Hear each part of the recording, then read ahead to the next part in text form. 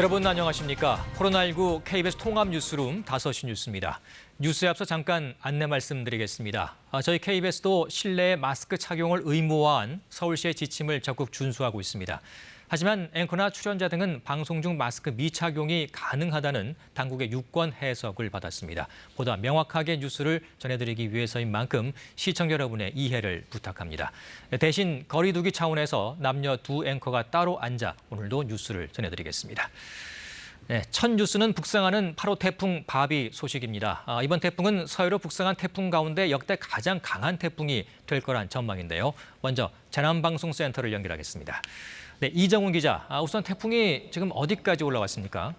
네, 태풍 바비는 현재 제주 남남서쪽 약 400km 해상까지 북상했습니다. 보시면 뚜렷한 소용돌이 모양의 눈까지 갖춘 모습이죠. 북상하면서 점점 세력을 키우고 있습니다.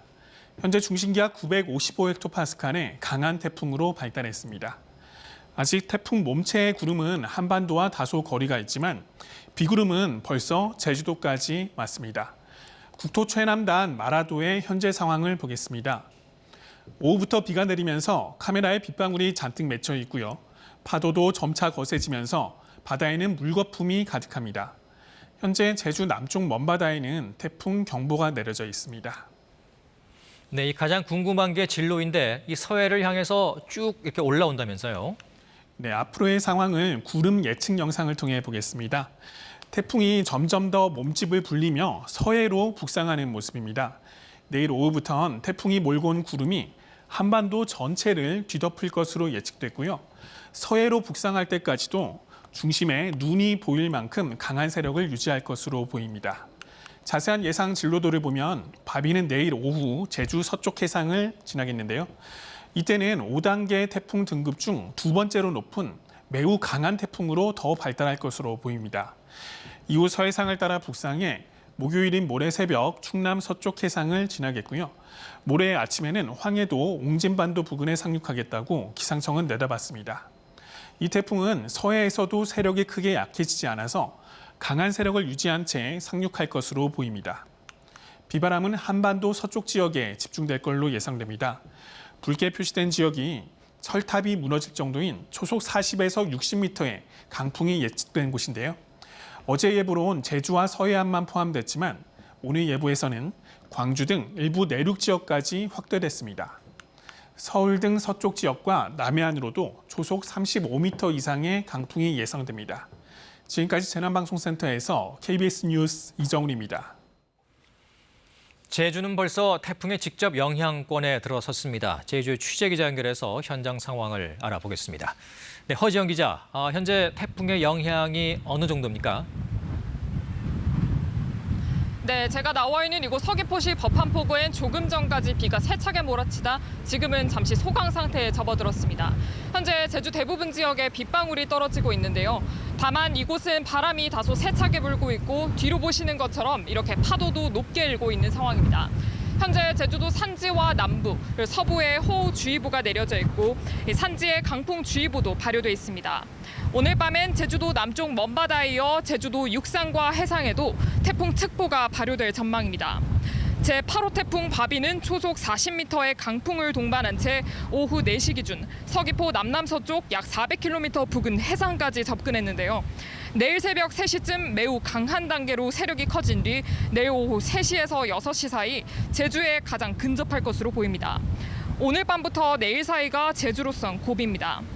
태풍의 영향으로 모레까지 제주 산지 등 많은 곳에 최고 500mm, 그 밖의 지역에 100에서 300mm의 비가 쏟아지겠습니다. 태풍이 제주를 지날 때 순간 최대 풍속, 초속 60m의 강풍도 몰고 올 것으로 예상되는데요.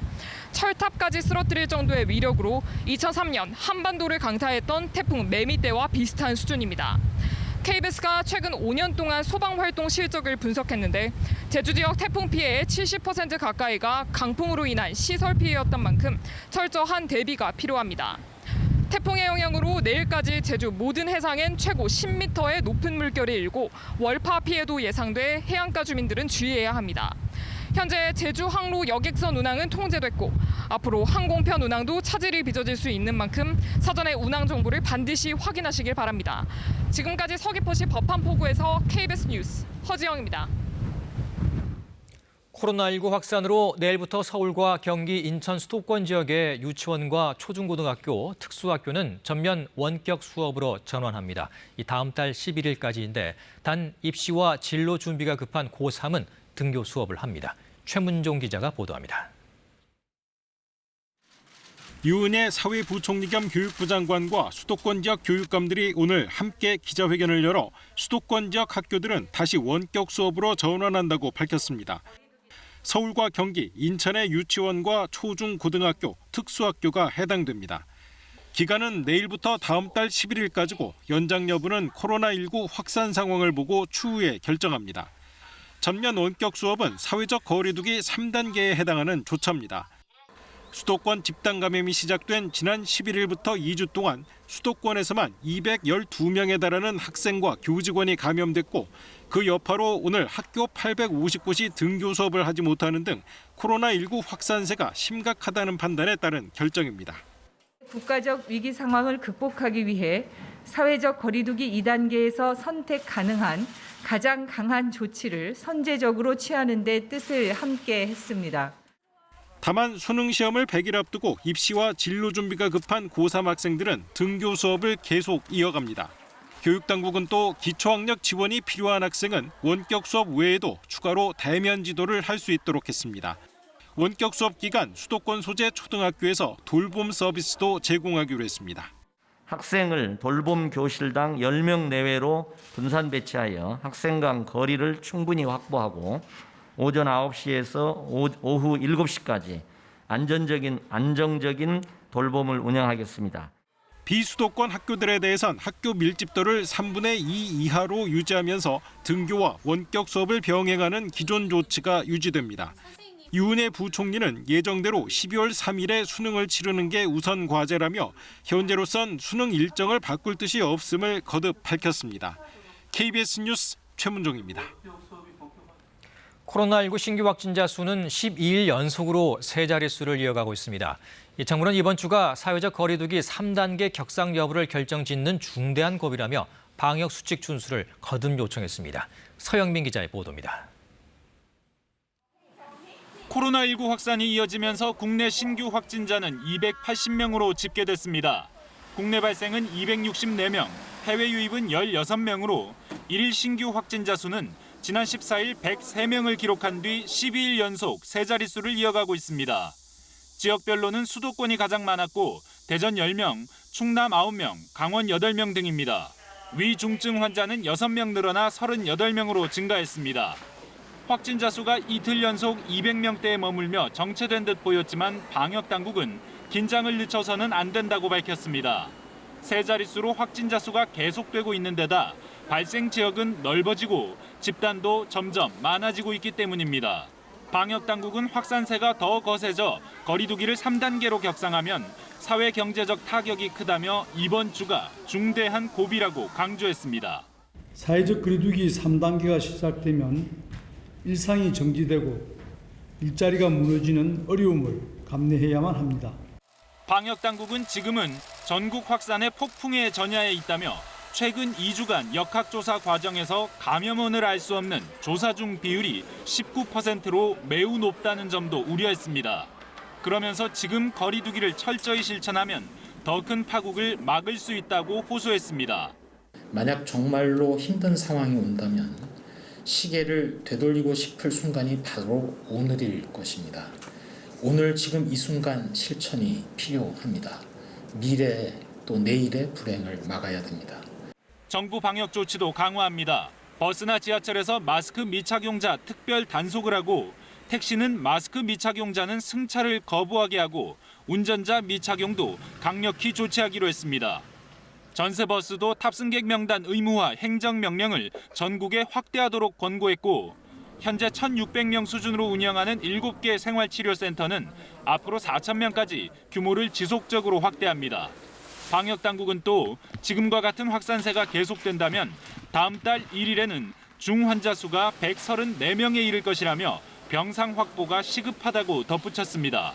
내일로 예정된 2차 의료계 집단 휴진과 관련해 정부는 환자에게 피해가 발생할 수 있는 집단 행동을 중단하고 진료 현장으로 복귀해달라고 촉구했습니다. KBS 뉴스 서영민입니다. 서울의 코로나19 확진자는 하루 새 134명이 늘었습니다. 어린이집과 순복음 강복교회, 부동산 경매업체 등 집단 감염 사례가 추가로 확인됐습니다. 구경아 기자입니다. 오늘 오전 0시를 기준으로 서울의 코로나19 확진자는 하루 새 134명이 늘었습니다. 모두 국내 감염으로 검사량이 적은 주말 특성상 월요일 확진자 수가 감소하는 걸 제외하면 서울에서는 16일부터 계속 세 자릿수 확진자가 발생하고 있습니다. 새로운 집단 감염도 확인됐습니다. 강동구 어린이집에서는 지난 16일 처음 확진자가 나온 이후 지금까지 19명이 확진됐습니다. 이 가운데 17명이 서울 시민입니다. 교사와 원생 등 74명을 검사한 결과 나머지는 모두 음성 판정을 받았습니다. 동대문구에 있는 순복음 강북교회에서도 지난 19일부터 15명이 확진 판정을 받았습니다. 교인과 방문자 981명을 검사한 결과 783명은 음성 판정을 받았고 180여 명은 검사를 받고 있습니다. 중구 부동산 경매업체에서도 21일 첫 확진자가 나온 데 이어 지금까지 서울 시민 10명을 포함해 12명이 확진됐습니다. 사랑제일교회와 관련해서는 5명이 추가로 확진돼 확진자가 모두 533명으로 늘었습니다. 서울 도심집회와 관련해서는 모두 55명이 확진됐습니다. 서울시는 증상과 관계없이 사랑제일교회와 광화문 집회 참가자는 선별진료소에서 신속하게 검사를 받아달라고 요청했습니다. 감염 경로를 알 수 없는 깜깜이 확진자는 60명이 늘었습니다. 서울시는 자치구에 3명씩 역학조사 요원을 파견했다면서 더욱 신속한 역학조사를 실시하겠다고 밝혔습니다. 한편 서울시는 오늘부터 은평소방학교에 173병상의 생활치료센터를 추가로 운영합니다. 수도권의 병상 가동률은 66%를 유지하고 있습니다. KBS 뉴스 구경합니다.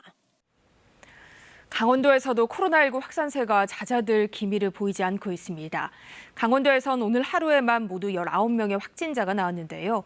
특히 원주의 확산세가 심상치 않습니다. 취재기자 연결합니다. 네, 노지영 기자, 강원도 상황 전해주시죠. 네, 말씀하신 것처럼 강원도에도 코로나 사태가 계속 확산되고 있습니다. 특히 원주에서는 오늘 하루 동안만 신규 확진자가 16명에 이릅니다. 이들은 삼육초등학교 학생과 원주 공업고등학교 학생, 그리고 그린병원 입원 환자 등 연령대는 물론이고 이 직업도 매우 다양한 것으로 파악되고 있습니다. 감염 장소도 다양합니다. 이들은 행정구역으로만 따져도 방곡동과 단계동, 무실동 등 여러 곳에서 나왔고 구체적인 감염 발생 장소도 교회와 체육관, PC방 등 지역사회 곳곳에 흩어져 있습니다. 이 때문에 원주시의 방역 대책도 다각적으로 전개됩니다. 우선 원주 공고의 경우에는 이미 이달 18일부터 방학에 들어갔기 때문에 학교에 대한 별도의 방역은 불필요하다는 판단이 나옵니다. 하지만 그린병원에는 치매 환자 병상 등이 있기 때문에 중증 환자 발생 가능성이 있다고 보고 이동 선별진료소를 설치해서 입원 환자들에 대한 긴급 진단검사를 했습니다. 이 밖에 원주에선 모든 시민을 대상으로 마스크 착용을 의무화하는 행정명령이 시행됐습니다. 실내는 물론이고 많은 사람이 모이는 실외에서도 반드시 마스크를 착용해야 합니다. 이를 위반하면 10만 원 이하 과태료와 함께 경우에 따라서는 방역 비용까지 청구할 방침입니다. 그런가 하면 오늘 강원도 철원과 춘천에서도 모두 3명의 확진자가 새로 나왔습니다. 철원 환자의 경우 경기도 포천에 사는 40대 여성이지만 철원에 있는 병원에서 확진 판정을 받아서 강원도 환자 통계로 잡혔습니다. 또 춘천에선 이달 15일 서울 광화문 집회에 참여한 부부가 이번에 확진 판정을 받았습니다. 이로써 지금까지 강원도의 코로나19 양성 확진자는 14개 시군에 170명으로 늘었습니다. 지금까지 강원도 원주시 재난안전상황실에서 KBS 뉴스 노지영입니다. 전남 순천에서는 서울 방문 판매발 집단 감염이 대형마트, 푸드코트와 헬스장 등을 중심으로 확산하고 있습니다. 오늘 순천에서는 확진자 15명이 추가 발생했는데요. 방역당국은 순천 인구를 고려할 때 위중한 상황이라고 판단하고 있습니다. 순천 연결합니다. 네, 곽선정 기자, 추가 확진자 상당수가 헬스클럽과 관련이 있다고요? 네, 순천은 오늘 해외 입국자 1명을 포함해 모두 15명의 확진자가 나왔는데요. 이 가운데 13명이 이곳 사우나 또는 헬스클럽을 이용한 사람들입니다. 이 헬스장은 서울 방문 판매 업체를 다녀온 확진자와 접촉한 순천 15번째 확진자가 다녀간 곳인데요. 이 15번째 확진자는 마스크를 쓰지 않은 채로 지난 18일부터 20일 이곳 시설을 매일 오전과 오후 방문한 것으로 조사됐습니다. 이곳에서 접촉한 사람만 290명이 넘습니다. 또 해당 확진자가 함께 식사를 한 지인 1명도 코로나19 검사에서 양성 판정을 받았는데요. 이 보건당국은 현재 25번 확진자와 밀접 접촉한 330여 명에 대한 코로나19 검사를 진행 중입니다. 순천에서 지역 감염자가 나온 것은 지난 2월 이후 5개월여 만인 지난 19일인데요. 서울 방문 판매바를 고리로 대형마트 푸드코트에서 확진자가 속출했고 헬스클럽이 또 다른 집단 감염원으로 등장해 순천에서만 확진자는 불과 엿새 만에 30명이 늘었습니다. 한편 순천시는 확진자들이 다녀간 곳을 잇따라 폐쇄하고 방역 조치를 하고 있습니다. 오늘 하루에만 순천의 한 어린이집과 특수학교, 학원 등 7곳이 폐쇄됐습니다. 또 오늘부터 모든 다중 이용시설 운영을 중단하는 긴급 행정명령을 발령하고 위반할 경우 300만 원 이하의 벌금과 위반으로 발생한 방역 비용을 청구한다는 방침입니다. 또 노인복지시설 등 공공시설 1,300여 곳을 휴관했고 전통시장 4곳과 지하상가도 자발적 임시휴무에 들어갔습니다. 지금까지 순천에서 KBS 뉴스 곽선정입니다. 대전에서는 배드민턴 동호회와 사우나를 중심으로 확진자가 잇따르고 있습니다. 또 어제 주요 기관에 출입한 한 인터넷 기자가 확진된 데 이어 또 다른 인터넷 기자 1명도 추가로 확진됐습니다. 취재기자 연결합니다. 네, 정재훈 기자 자세한 상황 전해주시죠. 어젯밤부터 오늘 사이 대전과 세종, 충남에서는 모두 18명이 확진 판정을 받았습니다. 특히 대전에서는 배드민턴 동호회와 사우나를 중심으로 확진자가 이어지고 있습니다. 대전의 한 사우나에서 확진자와 접촉한 뒤 감염된 40대 여성의 남편과 자녀 2명이 추가 확진됐습니다. 또 대전시 인동의 배드민턴장을 다녀간 10대 여성과 30대 남성도 양성으로 판정됐습니다. 이틀 전 확진된 60대 여성 인터넷 기자와 접촉한 또 다른 인터넷 기자인 40대 남성도 확진됐습니다. 특히 앞서 확진된 인터넷 기자가 지난 18일 민주당 대전시당 행사에 참석한 것과 관련해 민주당 소속 대전지역 국회의원 6명과 대전시장, 세종시장 등이 검사를 받았습니다. 오늘 오후에 검사 결과가 모두 음성으로 나왔습니다. 다만 밀접 접촉자로 분류된 이춘희 세종시장을 비롯해 세종시 공무원 10명은 2주간 자가격리에 들어갔고 대전시장과 국회의원 6명은 일상 접촉자로 분류돼 자가격리는 해제됐습니다. 충남에서는 순천향대 천안병원을 중심으로 확진자가 늘었습니다. 간호사 2명과 확진자와 접촉한 20대 남성 1명이 추가로 확진됐습니다. 어제 하루 외래 진료를 중단했던 순천향대병원은 오늘 확진자가 나온 부서를 제외하고 외래 진료를 재개했습니다. 이 밖에 코로나19 발생이 없었던 청양군에서도 처음 확진자가 발생해 방역당국이 역학조사를 벌이고 있습니다. 지금까지 대전 보도국에서 KBS 뉴스 정재훈입니다. 문재인 대통령은 오늘 비상한 경제 대응의 필요성을 강조했습니다. 2단계 사회적 거리 두기가 길어지면 경제적 어려움이 더 커질 수 있다며 방역과 경제, 두 마리 토끼를 모두 잡아야 한다고 강조했습니다. 우수경 기자의 보도입니다. 연일 방역의 중요성을 강조하던 문재인 대통령이 오늘은 범정부적인 경제 대응의 필요성을 함께 역설했습니다. 방역 강화는 필수지만 한순간도 경제를 소홀히 할 수 없다며 반드시 함께 잡아야 하는 두 마리 토끼라고 강조했습니다. 방역에서 성공하는 것이 곧 경제를 살리는 길입니다. 방역 강화 조치는 국민의 생명과 안전을 지키는 길이면서 동시에 경제 회복의 지름길입니다. 이미 발표된 하반기 경제정책 방향도 변화된 상황에 맞춰 보강하라고 지시했습니다. 세 차례 추경을 통한 재정 지원과 대규모의 금융 지원을 했지만 부족한 부분이 없는지 긴급하게 점검해 주기 바랍니다. 계획된 재정을 신속히 집행하고 수해 복구 지원과 경제, 민생의 어려움에 대응하기 위해 예비비는 물론 추가 재원을 최대한 확보해 투입하라고 말했습니다.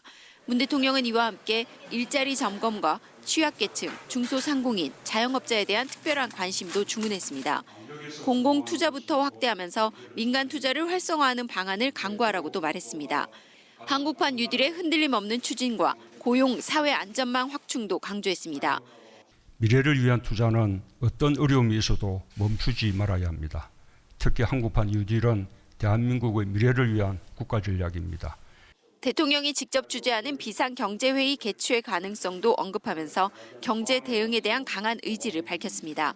문 대통령은 지난 3월 19일 첫 회의를 시작으로 6차례 비상경제회의를 직접 주재하며 긴급 재난지원금을 포함해 277조 원 규모의 지원책을 마련한 바 있습니다.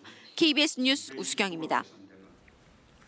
코로나19 방역 조치를 방해하는 행위에 대해 검찰이 강도 높게 대응하기로 했습니다. 이 정부의 방역 정책을 방해하는 행위에 대해서는 구속 수사를 원칙으로 하기로 했습니다. 방준원 기자의 보도입니다.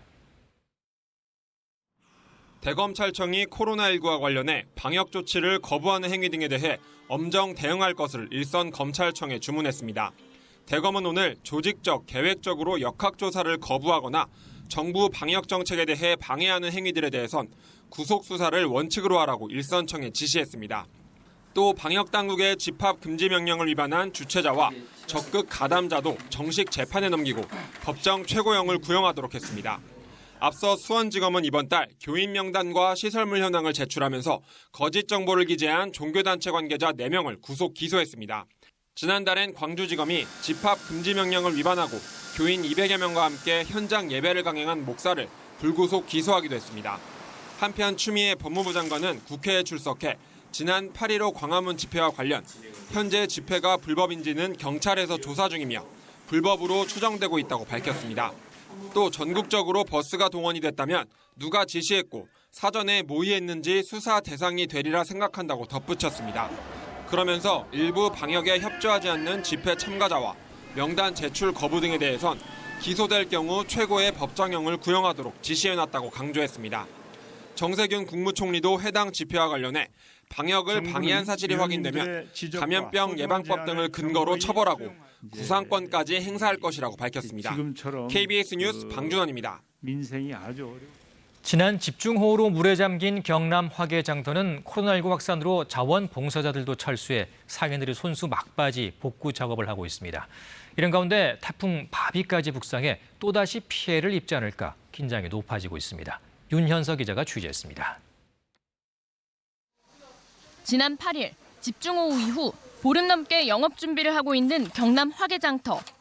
전화선과 카드 단말기 사용을 위한 전기 배선 작업이 한창이지만 황토벽과 나무 기둥은 여전히 축축합니다. 벽면과 바닥을 말리기 위해 선풍기를 돌려보지만 역부족입니다. 벽들도 마르지 않는 상태고 말랐다 하더라도 저기 부식이 돼가지고 내려앉고 좀 그러고 있거든요. 여러 가지로 이 문제를 봤을 때 또 비도 온다 하니까 또 서민 저희들 마음이 좀 편치 않네요. 엎친 데 덮친 격으로 태풍 바비 영향으로 많은 비와 강풍이 예보되면서 상인들은 망연자실하고 있습니다. 가게도 내려가 보고 없잖아. 지금 물건 하나도. 복구해야 되는데 또 태풍까지 겹치면 더 힘들어. 하동군도 바짝 긴장하고 있습니다. 좀 날아갈 수 있는 어떤 그런 그 시설물이나 물건들을 일단 결속을 하는 그런 그 상인들의 안내, 지도 홍보를 하고 있습니다. 태풍에 대비해 화계장터 상인들은 비바람을 막는 비닐을 치고 배수로 작업을 하고 있습니다. 코로나19 확산으로 전국에서 모여들었던 자원봉사자와 군인, 경찰도 철수한 상황이어서 상인들은 더욱 막막합니다. 이제 다들 공사하고 땀 흘리고 거기다가 또 내일부터 태풍 온다니까 피해가 더 없길 바라는 마음으로 한번 보고 갑니다.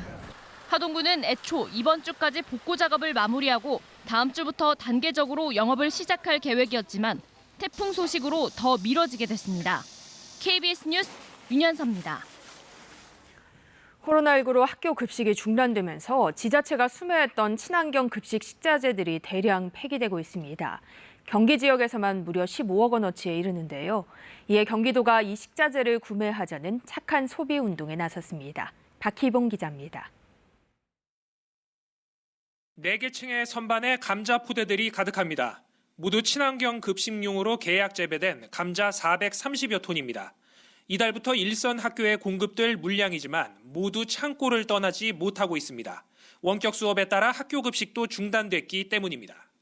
감자 학교 급식 농가 한 70농가가 되는데 내년도에 몇 프로나 급식을 해서 수매를 했지 우리 농가들은 그거에 다 의존하고 있는데 이렇게 학교 급식에 쓰이지 못한 친환경 식자재는 학생들의 등교 수업을 기다리며 보관되다 부패돼 폐기됩니다.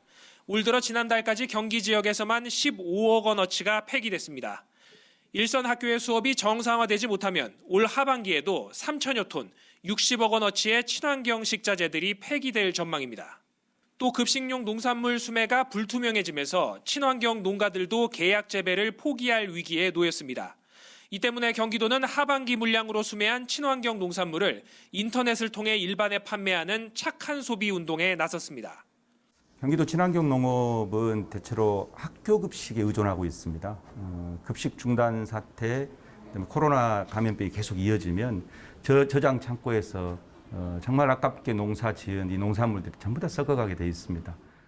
경기농식품유통진흥원은 친환경 농산물 구매를 유도하기 위해 기업과 단체 등의 공동구매도 추진할 방침입니다. KBS 뉴스 박희봉입니다. 이어서 오늘의 주식 시황을 KB증권에서 전해드립니다. KB증권입니다. 미국과 중국이 1단계 무역협상의 지속적 이행을 합의한 가운데 코스피가 4흘 연속 상승세를 이어갔습니다. 코스닥은 외국인과 기관의 동반 매수세에 힘입어 2% 넘게 올랐습니다. 오늘 코스피 지수는 36.9포인트 상승한 2366.73에 코스닥은 20.57포인트 오른 836.31에 마감됐습니다. 미국 증시가 코로나19 백신 개발에 대한 기대로 전일 신고가를 기록한 가운데 장중 미중 간 무역 합의 대화 소식이 전해지며 이에 대한 안도감이 시장에 작용하는 모습이었습니다. 코스피는 3거래일 연속 외국인이 매수에 나서면서 1% 넘는 오름세로 장을 마쳤습니다. 현대차와 기아차가 미국 시장에서의 신차 만족도 정상을 차지하며 각각 2%와 3% 넘게 상승했고 한국전력은 북미 지역으로의 기술 수출 소식에 5%대 강세를 보였습니다. 국내 조선사들의 잇따른 에탄 운반선 수주 소식에 조선주 전반이 올랐고 한편 태풍 바비의 상륙이 가까워지면서 폐기물 처리 관련주가 급등했습니다. 오늘 원달러 환율은 4원 내린 1,185원 10전에 거래를 마쳤습니다. 지금까지 KB증권이었습니다.